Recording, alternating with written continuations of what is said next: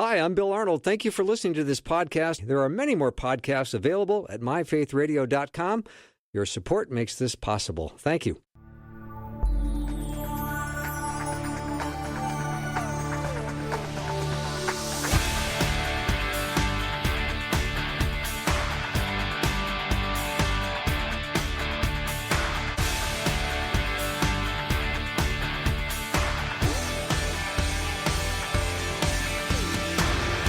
And a warm welcome to the afternoon show. I'm Bill Arnold, and I love times of year. I love Christmas. This is a wonderful time of the year. One of the great things I look forward to every year is talking to Ace Collins. Now, not only do I get to do it once, but I get to do it twice, and I don't know what special favor he offers, giving me two opportunities to speak with him because he has requests and demands this month like you wouldn't believe. He's written some amazing books about Christmas. One we're going to talk about today is called Stories Behind the Great Traditions of Christmas. Now, I don't know if you have decorations and things you pull out every year. I'm sure you do.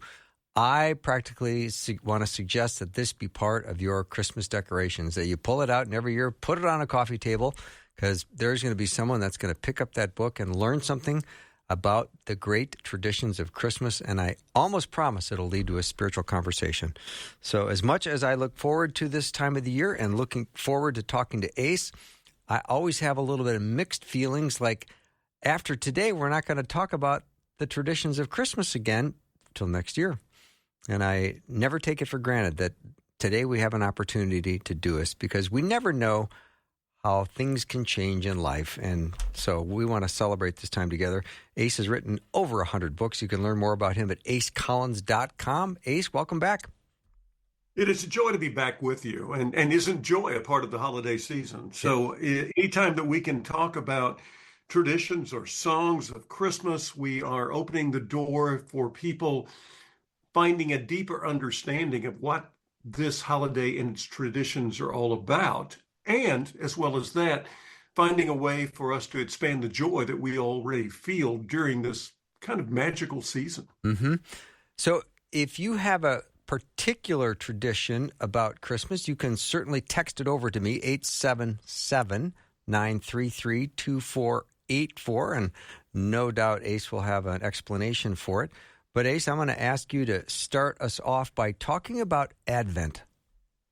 Advent has been taught so many different ways over the past, 1,500 years. But Advent means looking forward to. What are you looking forward to? Well, originally the way they taught it, and I love this original way, is they initially talked about looking forward to the actual birth of Jesus in the manger. And so they're looking at the Old Testament. They're looking at what the prophets foresaw a Messiah would be and what he would come to look like. The next thing they talked about was Jesus, his birth, his actual coming. And this is really interesting because they encouraged people back then to look at two things that I think get missed a lot in Advent today. One is, what has Jesus done for your life? How is your life different with the advent of Jesus, with the coming of Jesus? And two, how is the world different? We can you can get into all kinds of theological arguments with people of different faiths around the globe. But what is obvious and what is true is no one individual in history, let's go beyond the Bible and just look at history, has changed the world and changed perceptions as much as Jesus Christ. So what did that birth mean to you and the world is the second way they taught it. And the third way they taught it is looking ahead, which to the second coming. And we spend a lot of time on that today, but I think we really also need to dwell about the change in us that Jesus made when he arrived. It's Martin Luther when he tied a candle on a tree and told his son when he created two things. One, the first light on a Christmas tree, and two, the first fire hazard at Christmas. But he told his son, this is the light that came into a dark world when Jesus was born. And certainly that is a focus of Advent. But let's also talk about the light that came into our own lives when Jesus was born in our hearts and our souls. Mm-hmm. And I think if you do that, I think Advent takes off and has a whole new meaning Many Protestants don't look at Advent much at all, and I think that is a real shame because I think the looking ahead should not just be reserved to looking ahead to opening presents underneath a tree. I think it should be also looking ahead and examining what Jesus has meant to history and what Jesus has meant to our personal lives. Mm-hmm.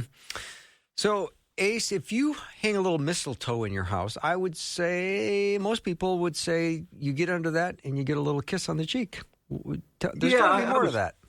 Yeah, I opened the other day. Was talking to church. I opened it with mistletoe, and you should have seen the shocked expressions on the congregation out there. I was talking about this wonderful, wonderful tradition that I really, really embraced fully when I was a teenage boy. But but mistletoe has this incredible meaning that has been lost in history. When the first missionaries made it to Northern Europe, that had been probably the 700s. And we're dealing with the Celts and the Vikings and the Druids, all very powerful people, all very warlike people in many ways.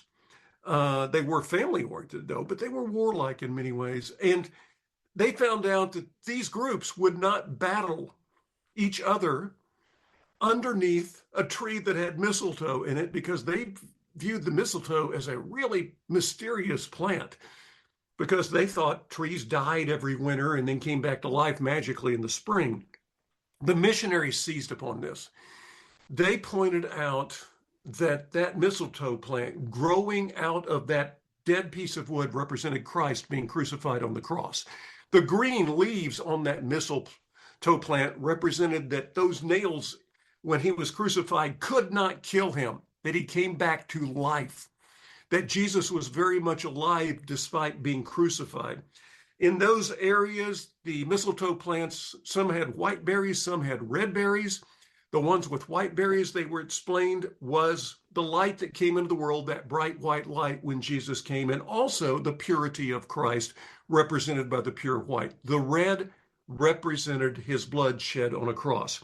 When these people understood that and converted to Christianity, they would nail mistletoe plants over their doors to tell people that they were Christians.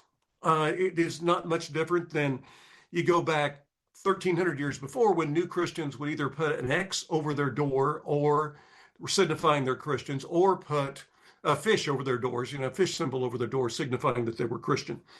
Well, these people put that over their door. They also put it over their babies' cribs to remind them to pray, remind them to dedicate this child to the Lord, and remind them that as long as they had faith, that they could make it through tough times.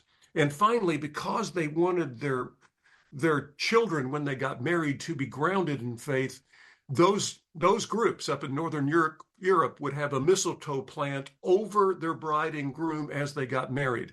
And we know what happens at the end of a marriage now, or 1,300 years ago: you kiss. Mm-hmm. Today, we've lost the meaning that the missionaries used to bring mistletoe into our holiday season, and only think of it as a kissing plant. But when we know the full meaning, we can use that plant just like those early missionaries did, as an unwritten track that explains the entire process of Jesus' birth, life, death, and resurrection. So And good. what that means to us. Yeah. Yeah. Ace Collins is my guest. You can learn more about him at acecollins.com. Ace, talk about Christmas cards. I know we have really at one point had cards as really some of the most beloved things that you would receive at Christmas time. And now it seems like you get some emails, or you get a picture texted, and it doesn't have quite the feel of going to your mailbox and opening up that card and putting it in a bowl that has all your other Christmas cards and looking at them, multiple times through the month of December. Every card that has been sent to my wife and me. My wife died, of course, last year. Over the course of time, we have kept. I have boxes and boxes of cards, and they are time machines that take you back to people that you dearly loved and people that you knew.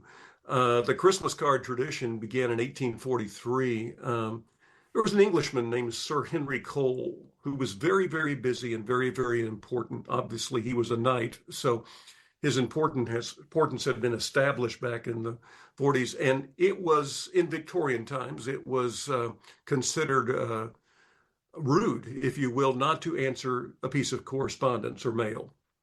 And this man was overwhelmed by mail in December of 1843, and he was wondering how in the world I'm going to answer all this. He found a photograph of an English family gathered around the table celebrating a Christmas dinner. Now, England had only really been celebrating the kind of Christmas, and we'll talk about more about old-fashioned Christmas later when it was Mardi Gras on steroids. But this had England for only about 3 or 4 years had been establishing a family Christmas with Christmas dinners and gifts and other things. Before that, Christmas was kind of something that everybody ignored because of the violence associated with Christmas. And Cole took this photograph, put it on a card, wished people a happy Christmas, and sent it out to 1,000 of people he owed mail to.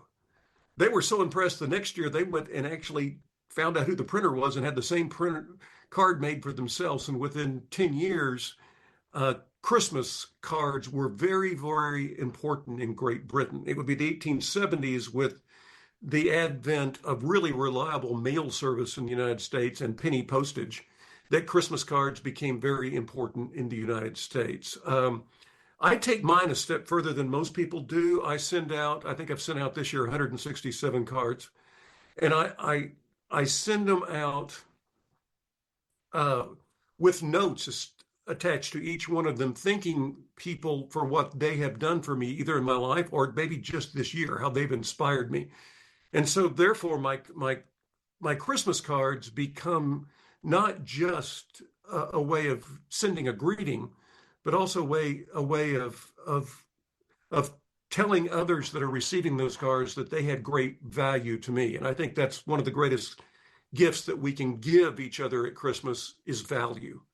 And so I use mine as a way of inspiring people to keep doing what they were doing that touched me and continuing to do it to touch others as well. And I love when I get cards with personal notes in them too. I think making a card individual, making it personal, making it a connection point. By the way, I went through my grandmother's cards. She kept hers, and I went through her cards from the 1930s and 40s not long ago, expecting to see a whole lot of religious cards because everyone she would have known would have been a Christian, and I was expected to see, a lot of Merry Christmas and other things. And what I mainly got was glad tidings, happy holidays, uh,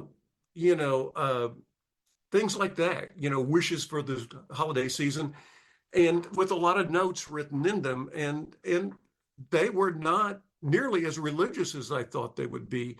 But what those cards represented was in a very well the faith between individuals, and the faith that connected those individuals was always already established as being Christian. And the reason the messages went glad tidings and season's greetings and all that is they were sending out those cards back then, not just for Christmas, but for Thanksgiving, Christmas, and New Year's combined. And they wanted you to have an incredibly warm, not just Christmas Day, but an incredibly meaningful holiday period with your family. That's very interesting. So they're using the card to cover several holidays, several events, and that's what they could basically afford to do. And that was the whole purpose of covering all the bases. I love it. Most rural people didn't have phones back then. A long distance call was incredibly expensive during the Depression. What you did was you actually wanted to wish them Happy New Year as well as Merry Christmas, and hoping, and you wrote on most of those cards, hoping that you had a wonderful Thanksgiving, that you had family around you. And so I think the war that people have had about Merry Christmas is kind of overrated. I think we just need to establish on the fact that Christmas means Christ's birth. We have covered, and worship Christ. I think we've covered what Christmas means here. If somebody says happy holidays or Merry Christmas, you can answer them in any way you want to, but be positive in your approach. Thank them for wishing you that. Appreciate it, and because if they're your friends, you've got an inroad to make an impact by telling them the meaning of what we talked about earlier, mistletoe, or a little later, I'll even tell you the real meaning of Xmas, and it's going to surprise you. It's going to be great. We're going to take a little break. Ace Collins is my guest. His book is called Stories Behind the Great Traditions of Christmas. There's 26 different traditions in his book. Each are about 3 pages, and you can pick it up, set it down, pick it up. If you have a friend over at the house, they can read several pages in about 10 minutes, and they will remember what they read, and you can have a conversation with them. It's just one of those books you want out on your coffee table every Christmas. Now, if you have a tradition you want to ask Ace about, text it over 877-933-2484. And right before we go to break, I want to tell Ace that when we come back, when you said Christmas used to be Mardi Gras on steroids, I wanted to know more about that, and especially with the expression, give me some figgy pudding. I don't think that was very kind. We'll be right back with Ace Collins.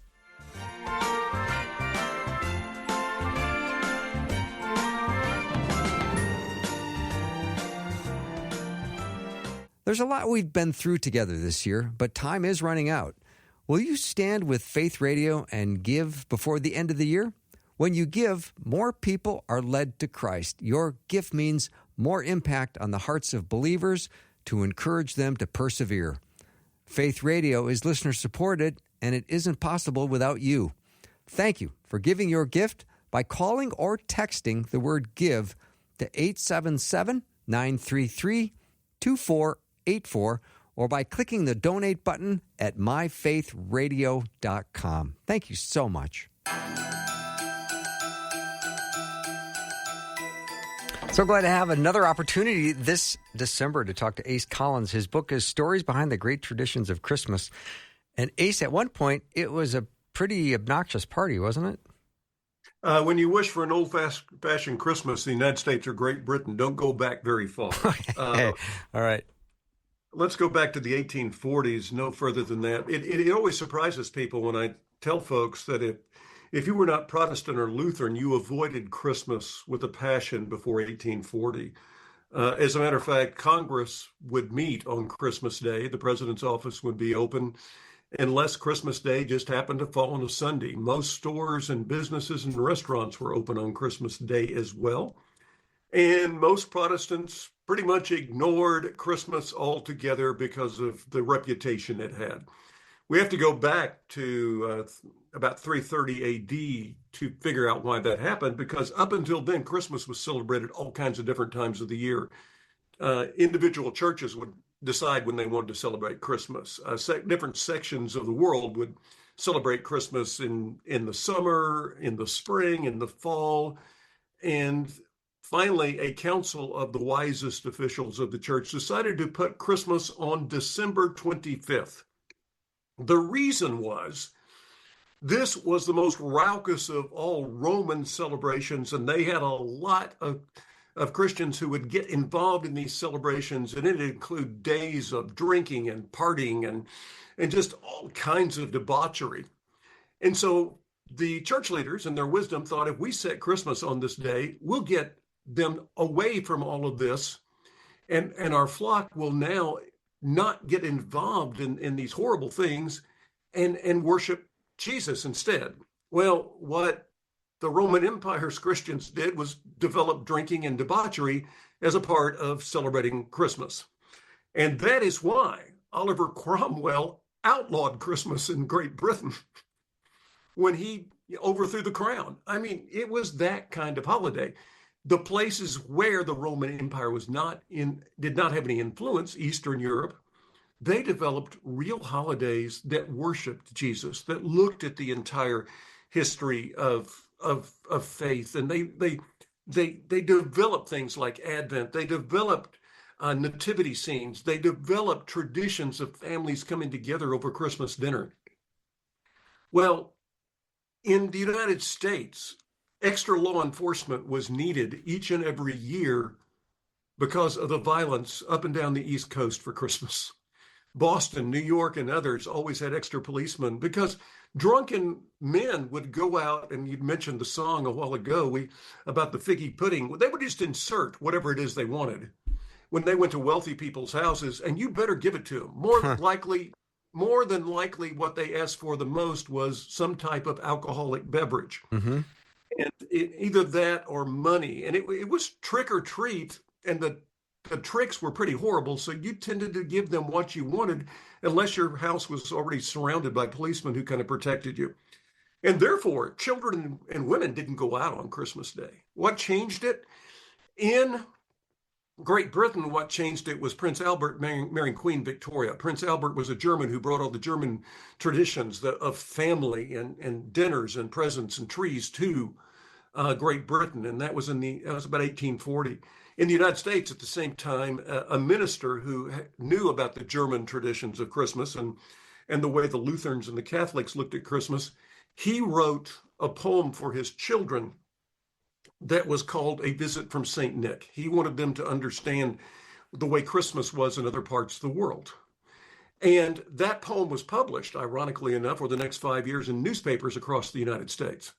And it just swept the US as people looked at this wonderful thing that we now know, by the way, as not a visit from St. Nick, but the poem that we're so familiar with, The Night Before Christmas, when all through the house not a creature was stirring, not even a mouse.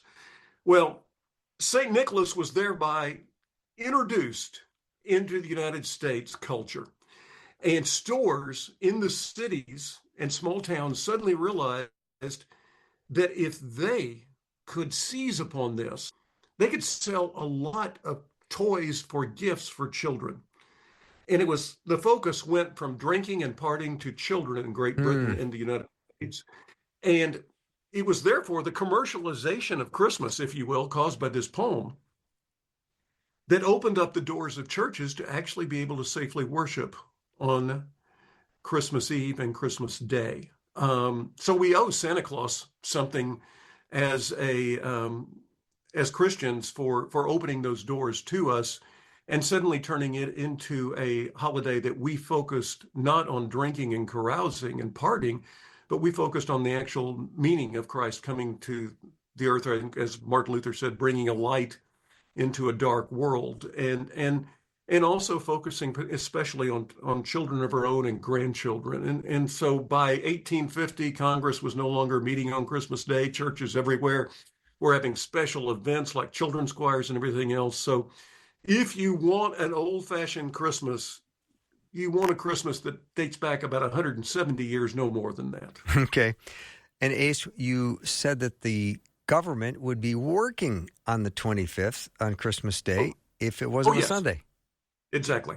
Yeah. Wow. That one is And especially hard to believe. yeah, and that was just the way it was Yeah. because Christmas was not looked upon as it was. It had a bad reputation. Yeah, I understand. Yeah. And so, and it also was a time when it just wasn't safe for women and children. And therefore, a visit from St. Nick, that changed everything here in the United States dramatically. Mm-hmm. And so we joined the Lutherans and the Catholics, and we being the Protestant members of the faith who weren't Lutherans, and therefore had that Eastern European tradition start coming in. By the way, Santa Claus gets a bad rap too. If you go back and look at Santa Claus's DNA, the fictional character of Santa Claus was actually created based on the reputation of two very strong Christian men.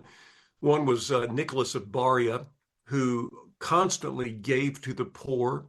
He was especially prone to give dowries to poor families so that their daughters could get married. And he would always put those, well, not always, but usually put those dowries secretly into stockings at night, stockings that were hung by the fireplace to dry, because most of the poor people only had one pair of stockings. And the other person that is attributed to the roots of Santa Claus is now known as King Wenceslaus. He was actually a duke in Bohemia. That wasn't his name, but he went out every Christmas Eve and gave gifts of food and clothing and firewood to the poorest of the poor in the area of Bohemia where he lived. And so that, if you look at Santa Claus's DNA, if CSI would do that, they would find Nicholas and King Wenceslas strongly imprinted in that in that DNA that Santa carries with him. And so this fictional character that a lot of people try to avoid actually not only appeared and helped us create a Christmas that was a Christmas for family, but is also anchored to two of the strongest and best known Christian men that served in Eastern Europe early in the history of Christianity. Mm-hmm. Ace Collins is my guest. The book is called Stories Behind the Great Traditions of Christmas. Ace, I'd love for you to talk about the colors of Christmas, and in particular, the blue lights on your grandmother's Christmas tree. Ah, yes, the blue lights on my grandmother's Christmas tree. That's all she would ever have. We've talked enough that you know that now. I have blue lights in my flower bed this year to remember that. I have 11 trees in my house. One of them has blue lights. The blue in Christmas represents love. And so, my wife had when texting came about, my wife created something that a few other people have used too. I mean, Mr. Rogers did, I know, on his show. And she would text people 143 at the end of her text, and it meant I love you. And so the blue lights my grandmother put up at her house represented for everybody who came into that door her love for you. So I guess it was a lighted version of my wife's 143 that is so important to our family and our friends, and particularly all of our education majors she taught at the university level over the years. The red lights represent the blood of Christ that was shed on the cross. The yellow lights represent the eternal light of faith, if you will. I mean, this is a candle like Martin Luther put on that first tree that he lit, and that candle continues to burn. The green of the tree, by the way, and the green lights on the tree represent eternal life. We go back to our mistletoe plants and the evergreen trees that did not lose their leaves in the wintertime, so it represented a faith that was sustained forever. Purple represents royalty, and is there any light I haven't covered yet? Any color? I don't know what orange means. That's one of our inventions later on in life, so I can't think what orange means. But that's basically the colors of Christmas and what they mean. So if you look up and you see a multicolored string of lights, you can actually look at each one and realize the impact it would have had in the pre-lighting days on ribbons and other things, and what that meant to the early Christians in their worship services.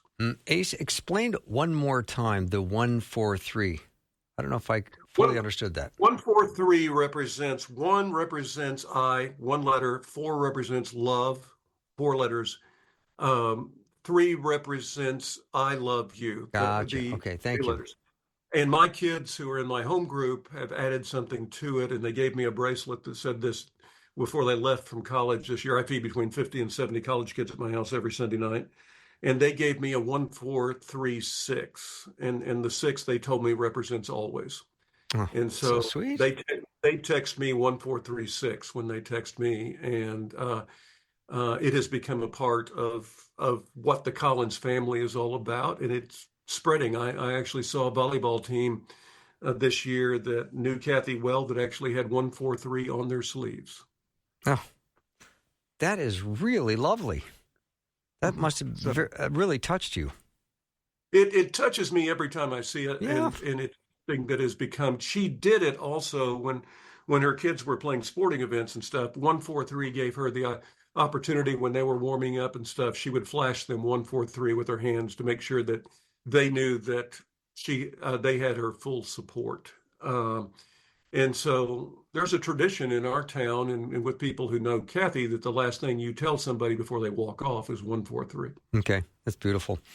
All right, Ace, I'm going to take a little break. Ace Collins is my guest. I'm so glad to have him back on a second time in December. I feel so privileged that he said yes to a second opportunity to discuss his book, Stories Behind the Great Traditions of Christmas.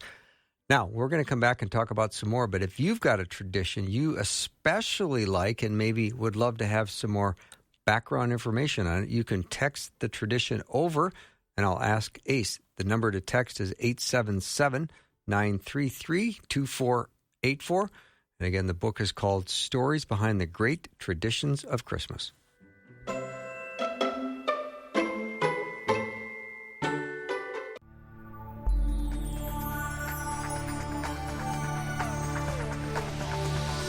It's the afternoon show with Bill Arnold. Drive time, drive time. Let's get it started. Jump in your car. Yeah. What's for dinner? It's the afternoon show with Bill Arnold. Ace Collins is my guest. We're talking today about stories behind the great traditions of Christmas. If you've got one you'd like more information on, I bet Ace could give you a story. 877-933-2484. Again, 877-933-2484. Ace, when I see older movies and I see groups of people doing door-to-door Christmas caroling, I feel kind of nostalgic about that. I remember doing that as a kid. That was pretty fun. The last carolers I had, by the way, were all trombones. Had a trombone group from Washita Wow. University came over here and played trombones for me the other night. The caroling goes back to post-Civil War in the United States, about the same time in England. Its history predates that because there used to be minstrels in bands in Europe that would travel from town to town, and at Christmas time they would sing Christmas music, and most of their concerts were outdoors. And that probably is what inspired people to get outdoors and outside the church and start singing Christmas songs in their communities. There is no one place that we can actually, pin it down to and saying, hey, these were the first carolers. The most famous carolers today are probably the Albert Burt carolers on the West Coast. Albert Burt wrote Caroling, Caroling, that wonderful song, along Great with song. Some Children See Him, and also the Star Carol that Tennessee Ernie Ford had a tremendous version of that. And by the way, Albert wrote those carols and put them in Christmas cards. They weren't actually meant for publication over the years. And his gift in Christmas cards, this man who died very early in life with cancers, are still touching millions each and every year with their very spiritual messages. But the caroling probably peaked in the 1930s and 40s when these movies came out that you're talking about. You've seen carolers. I mean, you see them in, see a lot of carolers in The Lemon Drop Kid with Bob Hope and Marilyn Maxwell in the early 1950s. That was the movie that introduced Silver Bells, by the way, to us. And the caroling is an important part, nostalgia-wise, of the holidays. It's not done as much today. I think part of it is social media and the fact that we tend to communicate in ways that are different than just dropping by and talking to neighbors like we did up until about the 1970s or 80s. Mm-hmm. But I still see carolers. I still hear them. They still come out. And I love seeing these people with their joy. The best caroler I know, by the way, lives outside of Nashville, Tennessee. She just turned 80 this week, and she invites all of her grandkids and everyone else over, and they can't open presents on Christmas Eve until they've gone caroling with her. And what is her name? Well, it's Brenda Lee from Rockin' Around the Christmas Tree. Wow. She is someone. Can you imagine having Little Miss Dynamite, Brenda Lee, come to your house and carol for you one Christmas? I can't. That's amazing. All right, Ace. So if somebody sends me a card and it says Merry Xmas, I shouldn't be offended, right? I think you can use it if you really know what it means. I mean, for the first 1,000 years of the church, Christmas was written Xmas, and people go, why? Well, one, ink and paper were very expensive, and so any way they could cut down the amount of words that were being used and save money, they had to, because most churches were very poor. Also, most people didn't read or write. And when that people back in 100, 200, 300, clear up through the Middle Ages were asked to write their faith on a piece of paper, they would actually write X. And why X? Because X is the first letter of Christ's name in the Greek alphabet. Mm-hmm. And they knew that stood for Christ. They also knew, because they had grown up with Mass meaning worship, and was the worship service at most churches, that Xmas meant worship Christ. So if you showed Xmas to, say, Paul or Timothy, they would go, oh, worship Christ. They would know exactly what it meant. And so for all of those years before paper and pen became less expensive, most people actually wrote Christmas as Xmas. So if you know that, then you can actually go up to somebody and wish them a Merry Christmas and thank them for writing Christmas the old-fashioned way. In other words, because rather than taking Christ out of Christmas, whether people know it or not, writing an X and putting it before the word for worship actually is putting Christ back into Christmas. And people talk about the fish being over the door of early Christians. And I talked about earlier about you could identify Christians in Northern Europe and Scandinavia by a mistletoe plant over their door. Um, uh, a lot of Christians just put an X over their door to represent their faith. And that meant that a Christian lives here. In the early days of Christianity, if it was not uncommon if somebody was crucified. It was not crucified, but it was killed for their faith, stoned, whatever, beaten to death. People would go back to that spot and write an X, which meant X marks the spot where a person of faith died. So if you've got all of that in your lexicon, if you realize that, you can actually use it much like the mistletoe plant to gently share your faith with someone else. Mm-hmm.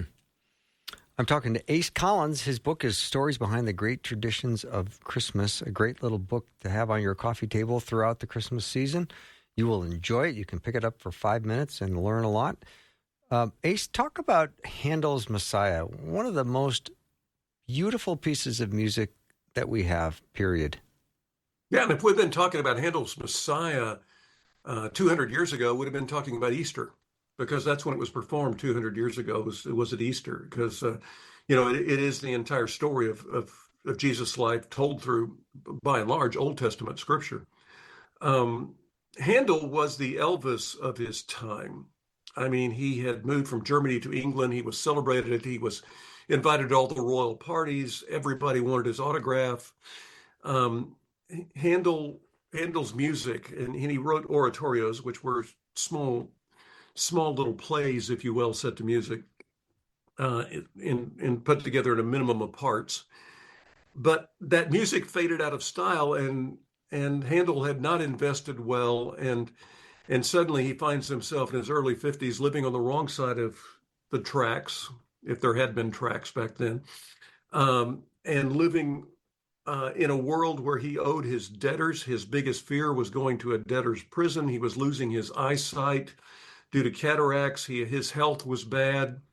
And a man named Jennings actually wrote him one day, and Jennings suggested he write an oratorio using some scripture from the Old Testament that Jennings had picked out.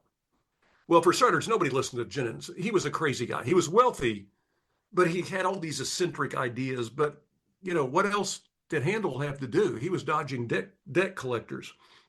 And so over the next 21 days, he wrote what we know as the Messiah. And had no hope of ever getting it published, had no hope of anyone ever listening to it, except a miracle happened.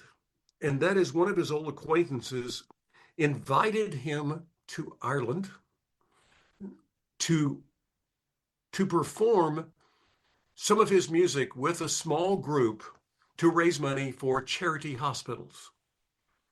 Well, he went to avoid debt collectors and took this new music with him.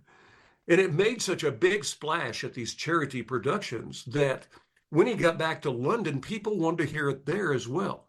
And on the third or fourth night that he was conducting it with not a huge ensemble, but a pretty good size ensemble, King James showed up and stood up when it came to the Messiah's chorus there, and that created the tradition of standing up at that point in the Messiah, the Hallelujah part, ever since. Well, suddenly Handel was somebody, and he spent the rest of his life being somebody because of this piece of music suggested by a man that no one else would have listened to anyway. And suddenly oratorios became hot again, and they were revived. They were used for 100 years later. They were picked up to use at charity events to raise money at Easter. People quickly figured out that they would give more money at Christmas than they would at Easter, so they were shifted to Christmas. And Handel's Messiah which was written by a man who really was, when he wrote it, the least of these, a once famous man who had become almost a homeless guy, and wrote this. Handel's Messiah has raised more money for the least of these than any other piece of music in the world. I love stories like this. So interesting. All right, Ace, I'm going to take one more break and we'll come back with Ace Collins. His book is Stories Behind the Great Traditions of Christmas. We'll be right back.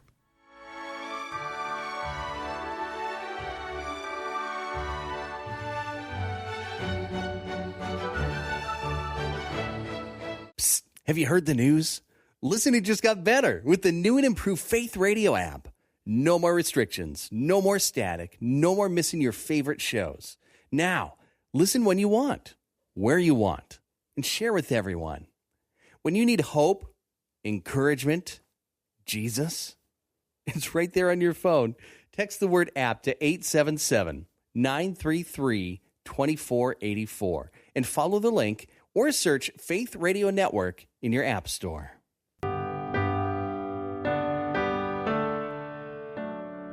My guest is Ace Collins. His book is Stories Behind the Great Traditions of Christmas. Ace, is Ace on your birth certificate? No, I didn't think so.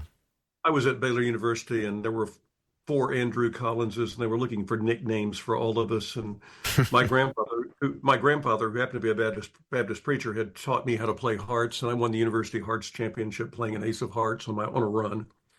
And so I tried to escape it for years and couldn't, so I just stuck with it. I love it. Yeah.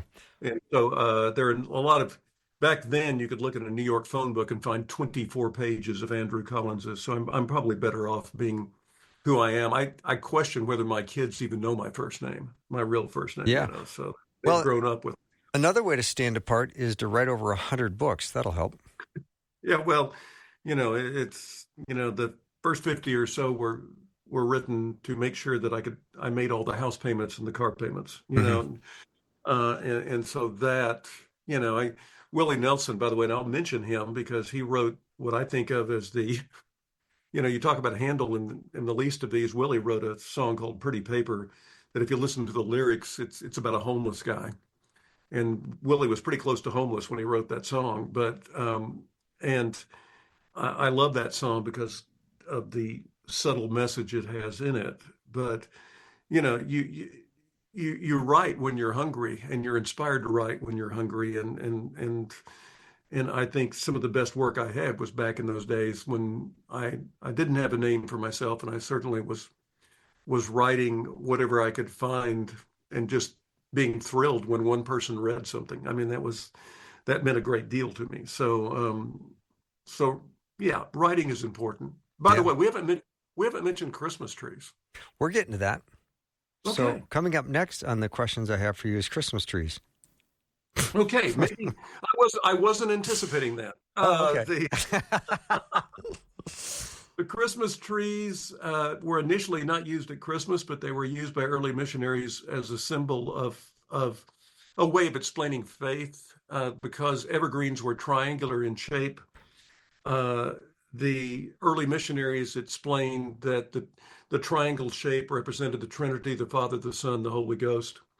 And they said that the evergreen that didn't die in the wintertime, that the leaves continued to stay fresh and the trees continued to thrive even in the bleakest of time, represented faith.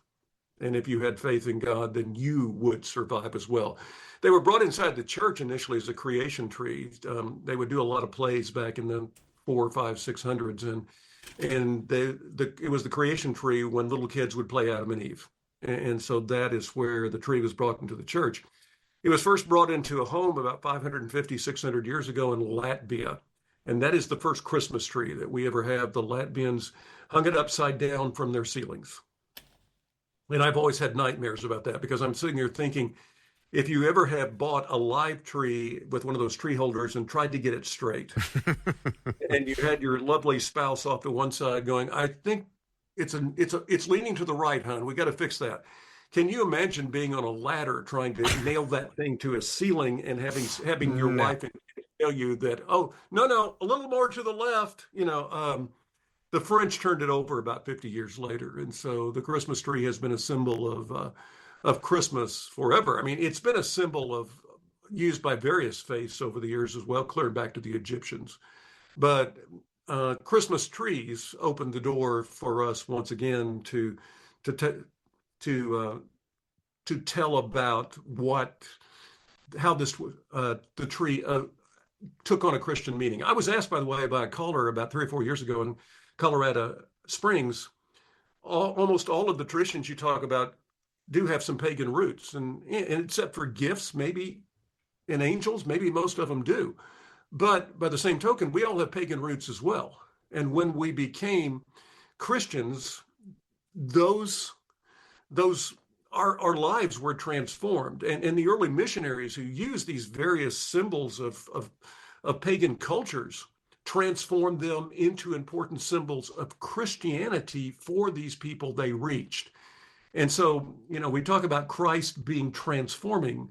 Well, a lot of these traditions may have roots that were not Christians, but they have been transformed, if you will, through faith. Ace, I don't know if we can talk about Christmas without talking about angels. Integral part of the Christmas story. You could argue that the angels were the earliest symbols. By the way, when Charles Wesley wrote "Angels, we hark the heavenly angels sing," Yeah, he actually wrote "Hark the heavenly velkin ring," because in the Old English, velkin were for heavenly host, and he really got mad when they changed it and published it with angels, because he separated angels and velkin. Gabriel was an angel who talked to Mary. I mean, those were angels. This was heavenly host, two different heavenly creatures. But angels have been important since before Christ was born in Christianity, going back to John the Baptist and others. And angels have been these heavenly messengers that have kept us in touch with God, if you will, and helped us restore our faith. Can't imagine a Christmas without angels, and certainly Hollywood cemented angels forever in the movie It's a Wonderful Life, Frank Capra's movie. When we got to know the angel who helped Jimmy Stewart through that movie, how is that really how angels work? I don't know, but I'm kind of comforted by the thought that maybe they work that way. Each one of us has an angel looking over our shoulder, helping us out. Mm.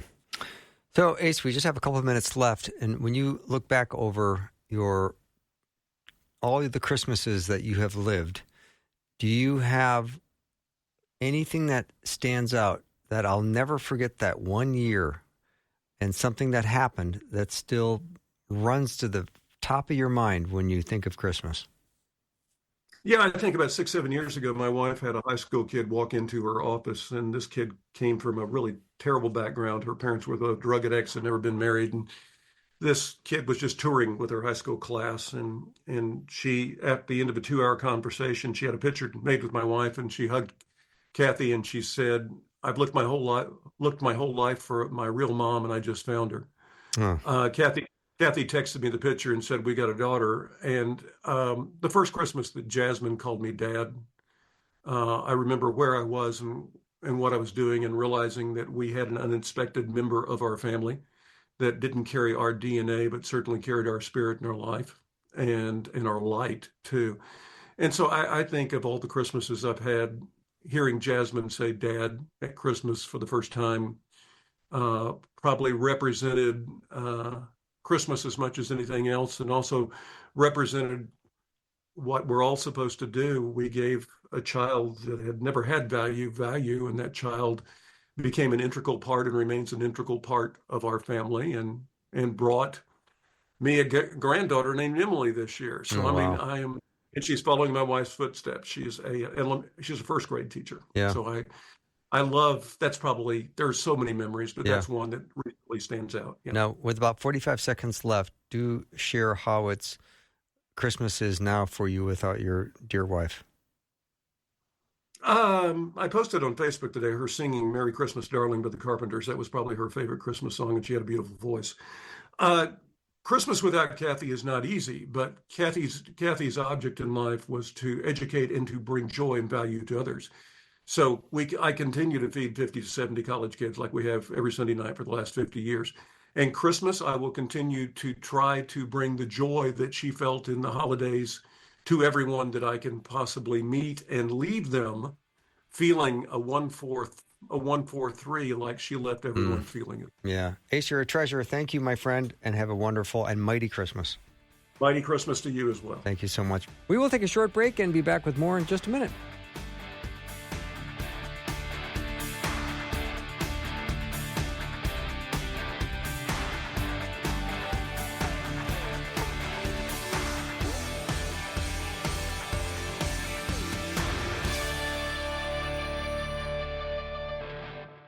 Thanks for listening. Programming like this is made available through your support. Information available at myfaithradio.com.